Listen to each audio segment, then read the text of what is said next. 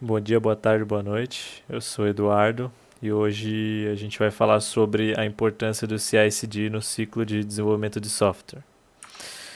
Os integrantes do nosso grupo são o Carlos Eduardo de Lima, o Guilherme Barros, o Luiz Eduardo, Matheus Tomezani e o Romulo Augusto. Eu vou começar falando sobre a integração contínua, né? Ela significa, né, uma automação para que todas as vezes que haja uma mudança em código de aplicação, ela seja integrada, testada e implementada. Com a integração contínua, estamos sempre pegando as novidades da branch principal, que na maioria dos casos é a branch main ou master, e colocando na branch que estamos desenvolvendo, com o objetivo de diminuir problemas e alguns conflitos que possam ocorrer.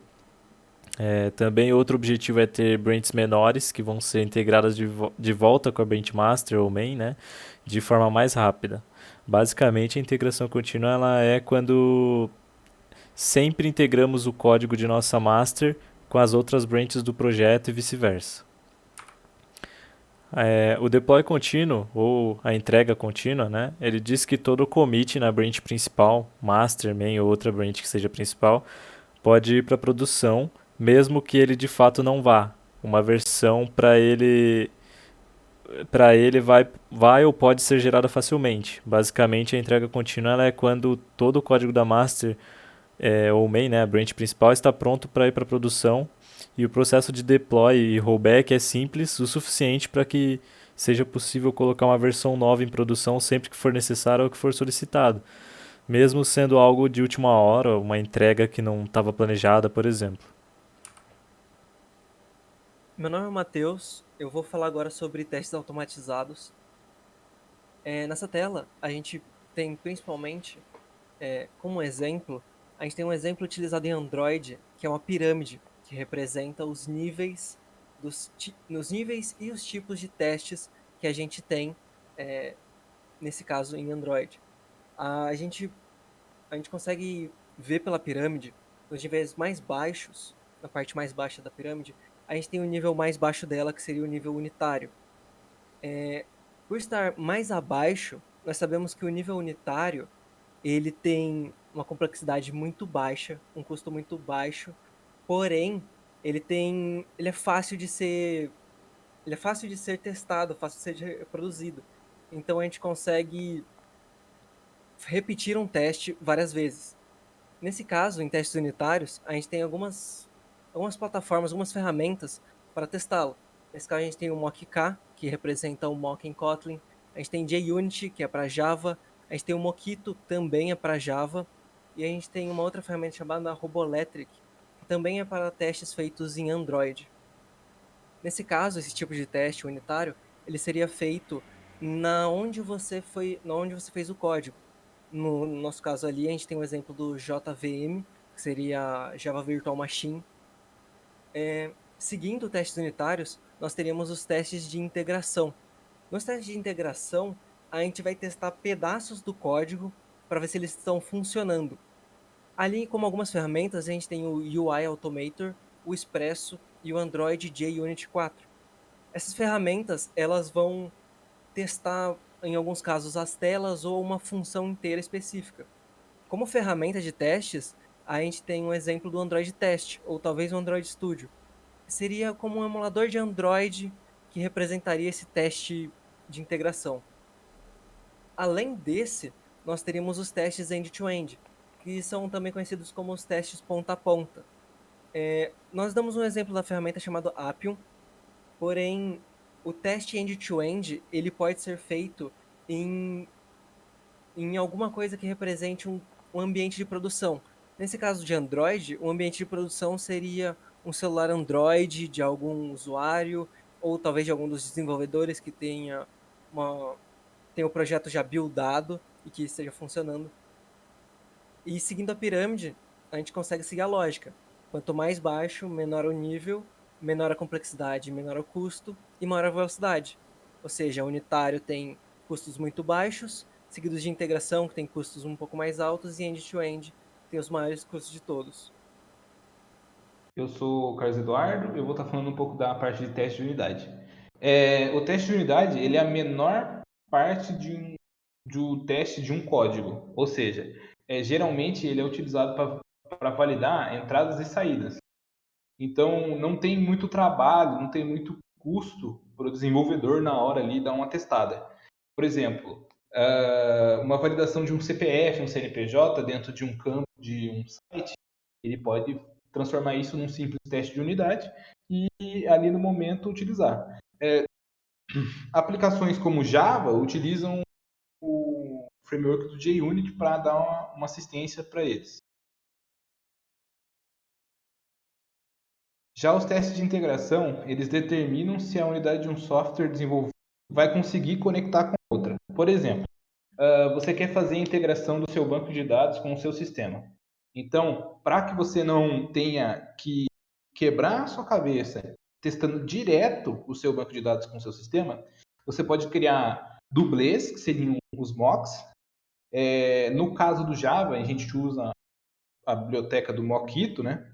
E ele vai te permitir usar esses dublês, né, esses falsos, para você criar ambientes de teste um pouco até perfeitos demais em algumas situações. Mas isso vai te dar um vislumbre ali de se ele está funcionando corretamente, se ele está retornando os dados que você precisa, se ele está conseguindo exibir os dados que você precisa. Por exemplo, geralmente você quer dar um get ali para exibir uma lista de itens, ou então você quer executar alguma função específica de um certo objeto. Essa parte de teste de integração serve para isso. Meu nome é Luiz. Cobertura de testes, complexidade ciclomática e cobertura de código. Tá. Complexidade ciclomática é uma medida de complexidade de um algoritmo onde é considerado os caminhos independentes que o algoritmo pode tomar. Identificando todos esses caminhos independentes possíveis que o algoritmo pode tomar, atingimos a cobertura de testes mais completa, assim melhorando os testes. Aqui no lado direito, em azul, a gente tem como exemplo um grafo de fluxo de um exemplo, e aqui do lado direito do lado esquerdo, perdão, a gente tem o código utilizado para gerar um grafo de fluxo. Entrega ou deploy contínuo, a importância dos containers Docker. O Docker ele é uma ferramenta de containerização capaz de isolar a aplicação de todo o mundo externo, como se fosse uma máquina virtual, porém muito mais leve. Nós podemos utilizar o Docker integrado com várias ferramentas de testes para o deploy ficar mais completo, como, por exemplo, a gente pode integrar com Jenkins, Travis e etc. O Docker ele é bastante resiliente, assim permitindo escalar as aplicações. Por exemplo, em uma aplicação muito grande, ele consegue escalar ela por completa, sendo leve, adaptável às necessidades do desenvolvimento, tanto como um back-end quanto num sistema front-end. Eu sou o integrante Guilherme e como se cria um container? Primeiramente, você vai estar precisando de um repositório, seja ele em uma aplicação front-end ou back-end, tanto faz. E nessa aplicação você vai criar um arquivo chamado Dockerfile e nesse arquivo você vai colocar todas as informações necessárias para criar um container. Mas antes disso, você tem que criar uma imagem que é a base do container. Bom, aqui continuando com a orquestração de containers, ela nada mais é do que você criar vários containers. Então, por exemplo, numa aplicação de microserviços que tem várias funcionalidades, vários bancos de dados conectados, o front conversando com o back-end, você tem vários containers assim para ficar mais fácil de orquestrar os serviços. Então, você vai conseguir dividir o que cada parte vai fazer, o que cada funcionalidade vai fazer, cada uma em um container diferente. E isso ajuda muito porque a rede de segurança a rede de segurança fica muito boa e o suporte para a equipe de DevOps fica melhor ainda.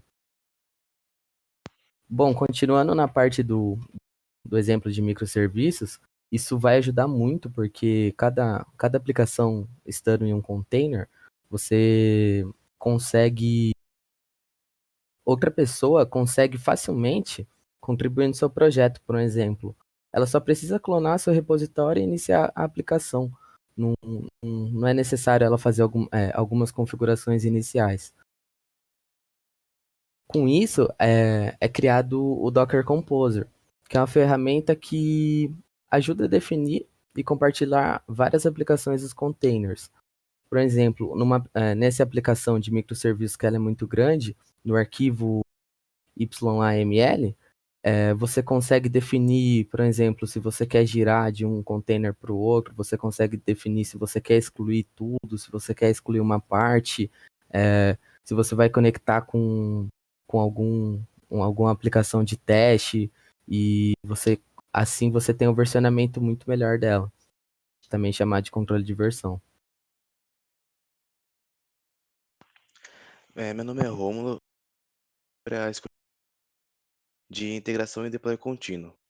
A que optamos foi o Jenkins, né, porque entendemos que, por mais que seja uma ferramenta mais complexa, ela garante uma melhor entrega comparada ao Travis, que na nossa visão ela era uma ferramenta muito simples. As etapas de pré-build, eu vou falar um pouco sobre as etapas. A etapa de pré-build, ela se resume na preparação do cliente. É nela que você vai garantir que ela possui requisitos e conexões necessárias, com as ferramentas básicas, por exemplo, GitHub, Heroku e etc. Na build, você consegue verificar se está pronto para deploy, as dependências já passaram pela aprovação do Jenkins e as tarefas vão para homologação. Nessa parte, também pode utilizar algum sistema de monitoramento do próprio Jenkins, que caso algo quebre, ele vai te retornar um log, e com esse log você consegue localizar o erro e seguir os ajustes necessários. No pós-build, ela é a parte onde os pipelines já estarão gerados para deploy e já possui automação no Jenkins. Você pode também optar por um dash que mostrará o número de erros e até possíveis melhorias. Em conclusão, é, concluímos que com o DevOps, as equipes de desenvolvimento, operação e apoio podem alcançar um nível de integração totalmente automatizado, assegurando assim uma produção rápida e segura. No nosso exemplo, utilizando o Docker e as ferramentas de teste e integração, conseguimos manter nossas aplicações funcionais e completamente independentes, assim alcançando um bom nível de gestão, manutenção e desacoplamento de código.